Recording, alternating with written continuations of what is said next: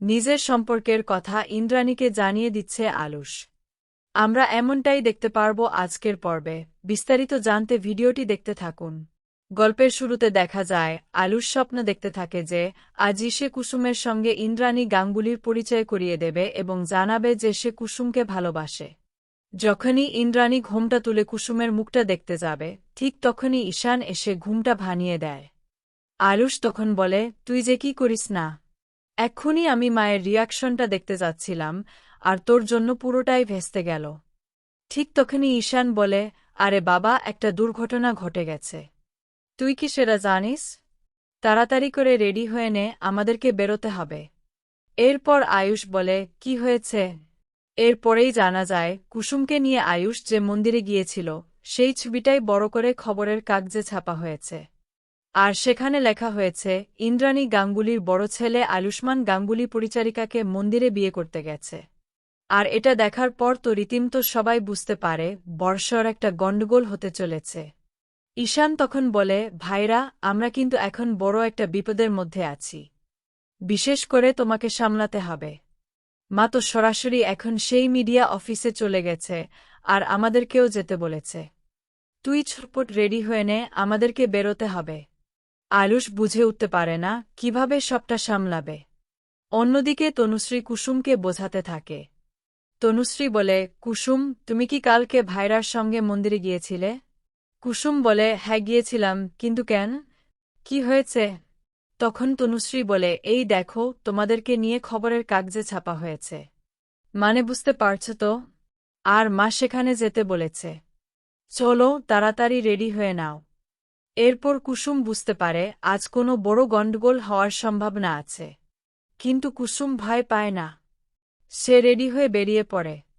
এরপরই দেখা যায় যখন সবাই গাড়িতে উঠতে যাবে তখন সিকিউরিটি বলে, আলুশ বাবা, আমি কোনোভাবেই তোমাকে আর কুসুমকে এক গাড়িতে যেতে দিতে পারব না।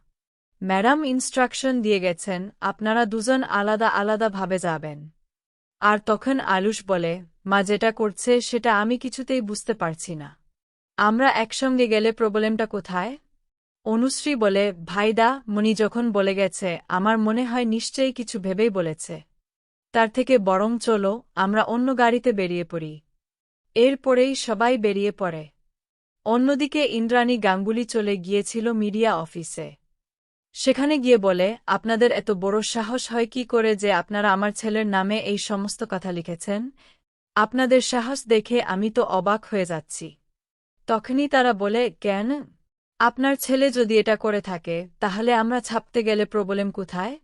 এরপরেই ইন্দ্রাণী গাঙ্গুলি বলে, যদি আমি প্রমাণ করে দিতে পারি যে আয়ুষ আর কুসুমের মধ্যে কোনো সম্পর্ক নেই তাহলে কিন্তু আপনাদের কপালে অশেষ দুঃখ আছে। আপনাদের এই মিডিয়া অফিস বন্ধ হতে সময় লাগবে না। তখনই তারা বলে, আমাদের কাছে এরকমই খবর এসেছিল তাই আমরা খবরটা ছেপেছি। কিন্তু আপনি কি প্রমাণ করতে পারবেন যে ওদের দুজনের মধ্যে কোনো রকম সম্পর্ক নেই? ইন্দ্রাণী গাঙ্গুলি বলে, অবশ্যই পারব। এর মাঝখানেই সেখানে চলে আসে আলুশ আর কুসুম। আলুশ আর কুসুমকে দেখে ইন্দ্রাণী গাঙ্গুলি বলে, এত ওরা চলে এসেছে। কুসুম, তুমি সবটা বলবে, আর আয়ুষ, তুমিও সবটা বলবে। এরপরেই দেখা যায় একজন ভিডিও করতে থাকে।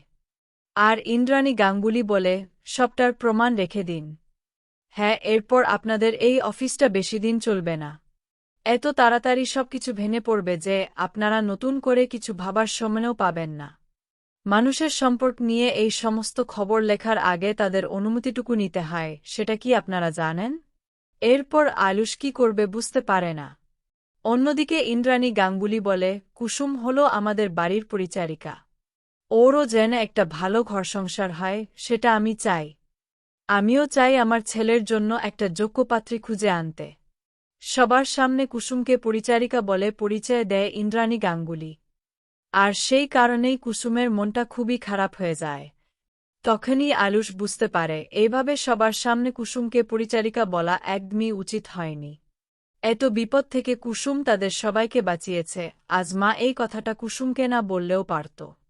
এরপর আয়ুষ বলে, কুসুম আমার খুব ভালো বন্ধু। আমরা দুজনে মন্দিরে গিয়েছিলাম। সেখানে একটা সমস্যা হয়েছিল। কুসুম হোঁচট খেয়ে পড়ে যাচ্ছিল, তখন আমি ওকে ধরে ফেলেছিলাম। আর সেই জায়গার একটা ছবি তুলে আপনারা এরকম ভুল টাইটেল দিয়ে ছাপাতে পারেন না। তখনই ইন্দ্রাণী গাঙ্গুলি জিজ্ঞেস করে, আচ্ছা কুসুম, তুমি আমাকে একটা কথা বলো তো, আলুশ যখন তোমাকে ধরেছিল তোমার কি কোনো রকম খারাপ লেগেছিল? বা তোমার কি মনে হয়েছিল সেখানে অন্য কোনো উদ্দেশ্য ছিল? কুসুম তখন বলে, না, এটা কখনোই মনে হয়নি। আমি পড়ে যাচ্ছিলাম বলেই ছোট সাহেব আমাকে ধরেছিল। আর গাঙ্গুলি বাড়ির প্রতিটা সদস্যের এমন কোনো শিক্ষা নেই যে তারা অন্য মানুষকে অপমান করবে বা ছোট করবে। ছোট সাহেব আমি পড়ে যাচ্ছিলাম বলেই আমাকে ধরেছিল। আর পুরো বিষয়টা ইন্দ্রাণী গাঙ্গুলি মিডিয়ার সামনে পরিষ্কার করে দেয় যে আয়ুষ আর কুসুমের মধ্যে কোনো সম্পর্ক নেই। আর যে সম্পর্কটা আছে সেটা শুধুই বন্ধুত্বপূর্ণ সম্পর্ক। আর সেটা থাকলে আপনাদের আপত্তি কোথায়? এরপর কুসুম মনে মনে ভাবতে থাকে, একটা মুহূর্তের মধ্যে যেন তার পুরো জীবনটাই তছনছ হয়ে গেল। এরপরে কুসুমের বাবাও সেখানে উপস্থিত ছিল। তিনি বলেন, আপনারা খবর ছাপার আগে সব কিছু যাচাই করে নেবেন। এইভাবে আমার মেয়েকে সবার সামনে অপমানিত হতে দেখতে আমার খুব খারাপ লাগছে। আর আমার মেয়ে যদি কখনো এইসব ভুল চিন্তা মাথায় আনে তাহলে আমি তাকে মেনে নেব না। বুঝতে পেরেছেন? আমরা হলাম কাজের লোক আর আয়ুষ বাবা হলেন মালিক। এই কথাটা মাথায় রাখবেন। কুসুম বুঝতে পারে আজ যা হলো সেটা খুব একটা ভালো কিছু হলো না। এরপর সবাই মিলে বাড়ির পথে রওনা দেয়। তখনই আলুশ নিজের ঘরে গিয়ে খুব ভেঙে পড়ে। আলুশ ভাবতেই পারে না যে মা কুসুমকে এভাবে সবার সামনে পরিচারিকা বলবে। কারণ আলুশ তো কুসুমকে নিজের থেকেও বেশি ভালোবেসেছে। তার মাঝখানেই শঙ্করবাবু নিজের মেয়ের সঙ্গে কথা বলতে থাকে। তিনি বলেন, কুসুম, তুই কিন্তু ঠিক করে বল, আজ যা হয়েছে সেটা সত্যিই ঠিকঠাক তো? এর মধ্যে অন্য কোনো গল্প নেই তো? তুই সত্যি সত্যি আয়ুষ বাবাকে ভালোবাসিস না তো? আর এর মধ্যেই মিনা সেখানে উপস্থিত ছিল আর ভিডিও করতে থাকে। সে মনে মনে ভাবে এটাই হবে সবথেকে শক্ত প্রমাণ। কারণ কুসুম তো তার বাবাকে নিশ্চয়ই মিথ্যে কথা বলবে না। এরপর কুসুম চুপ করে থাকে। তখন দেখা যায় শঙ্করবাবু বলে, জানিস তো বাংলায় একটা প্রবাদ আছে, চুপ করে থাকাই সম্মতির লক্ষণ। তাহলে কি আমি সেটাই ধরে নেব?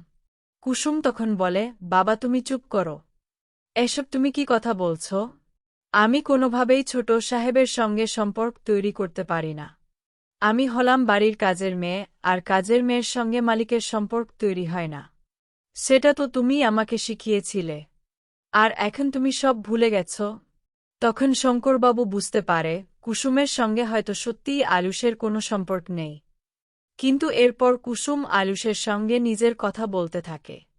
কুসুম বলে, ছোট সাহেব, আমাদের সম্পর্কটা এখানেই শেষ হওয়াই ভালো। কারণ এরপর যদি এই সম্পর্কটা আরও এগোয় তাহলে সেটা কারো জন্যই ভালো হবে না। আর সত্যিটা তো আমি বললামই, আমি আপনাদের বাড়ির কাজের মেয়ে, আর কাজের মেয়ের সঙ্গে কখনো সম্পর্ক তৈরি হয় না। কিন্তু আয়ুষ বলে, কুসুম, আমি তোমাকে নিজের থেকেও বেশি ভালোবাসি, আর তুমি কিনা এসব কথা বলছ। তুমি দেখো, আমি মাকে ঠিক রাজি করিয়ে নেব। শুধু তুমি একটু অপেক্ষা করো। কিন্তু কুসুম আর কোনোভাবেই এই সম্পর্কের মধ্যে থাকতে চায় না। অন্যদিকে আয়ুষ ঠিক করে ইন্দ্রাণী গাঙ্গুলিকে সে নিজেই কুসুম আর তার সম্পর্কের কথা জানিয়ে দেবে। কারণ আয়ুষ কুসুমকে সত্যিই খুব ভালোবাসে।